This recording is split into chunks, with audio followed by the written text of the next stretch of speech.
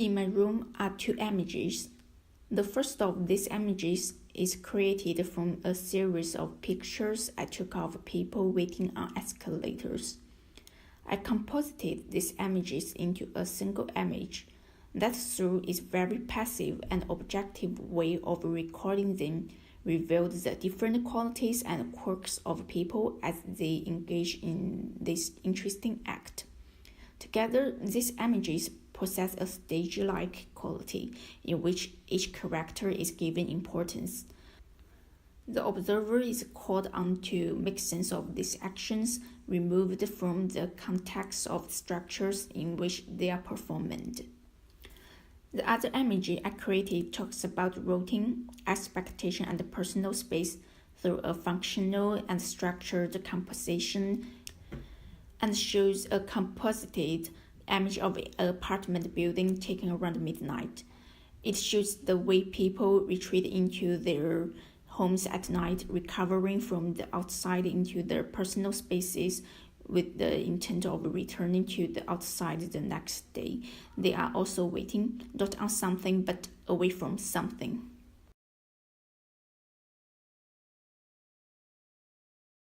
Our actions, assumptions, value systems, and interactions with others construct a view of the city as a functional environment. My interest was to view functional objects within this environment, functional through the relationship to a chain of being, in isolation, and instilling into them, individually, some meaning through the process of taking their photograph. The way I chose to display these images is through a dark and mostly empty exhibition space that features 8 monolithic structures, as well as through an array of pictures laid out circularly around the wall. The images shown on these monoliths are ones of patterns, or the lack thereof, that represent the way our everyday is constrained through social structures. They also feature empty skies that have planes moving within them, removing travel from the context of a place of reference. They also feature people waiting on benches, in a void of the night sky, something that plays with our general idea of it and our expectations. And houses and windows, showing how our perspectives and individual homes and places of retreat are distinct and distant from each other. Finally, the images on the wall offer just brief glances into a strange alien world constructed from our own. For instance, they show pictures of a fox viewing the city, an outsider to whom the city becomes a landscape. Or pictures of white screens, shining out into the unseen, illuminating only their surroundings.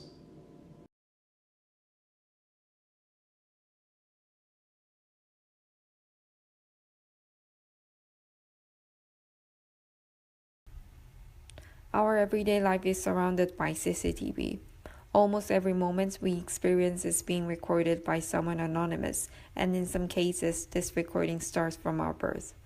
During the research, it became interesting to me that there are many people who feel uncomfortable when they are confronted by a camera, but at the same time, feel more comfortable being constantly recorded by CCTV cameras. Not many people in the past would have expected to see the current amount of CCTV cameras on the street. So what will happen in the future? And is all this monitoring really necessary?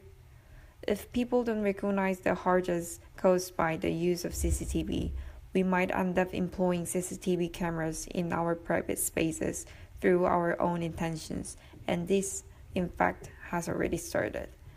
In the process of this project, I disassembled a CCTV camera and was quite surprised to find that despite the power the use of this equipment represents, the thing that it was composed of were tiny and the components few. I created objects with the components and tightened the screws to install them into a canvas, just like when CCTV cameras are installed. After taking the screws out from the painted canvas, the canvas was left covered in holes, exposing both sides to each other, expressing the collapsing protective layer between our public and private spaces. My focus of the project was to portray our subconscious mind dreaming that even while we dream, our mind is bound by social constructions like wealth, social standings, or the general idea of success rather than freely enjoying our lives. To further understand this, I took a survey of around 25 people, asking them to describe their dreams, and came to a conclusion that even though we feel that dreams are free, they really aren't. I made an artwork taking different elements from each dream.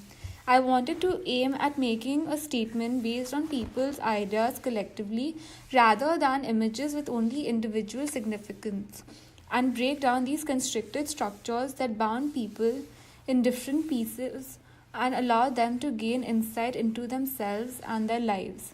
The design I finally created was inspired by a mandala, not only because it was mentioned as one of the dream elements, but because it also introduces a certain structure and imposes logic on otherwise unorganized thoughts. The mandala is a collection of all the ideas I took from the dreams that directly correlates to the statements I wanted to make.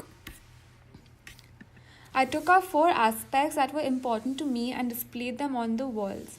Each of the 4 works in the center are a representation of 4 environments and the change within these environments.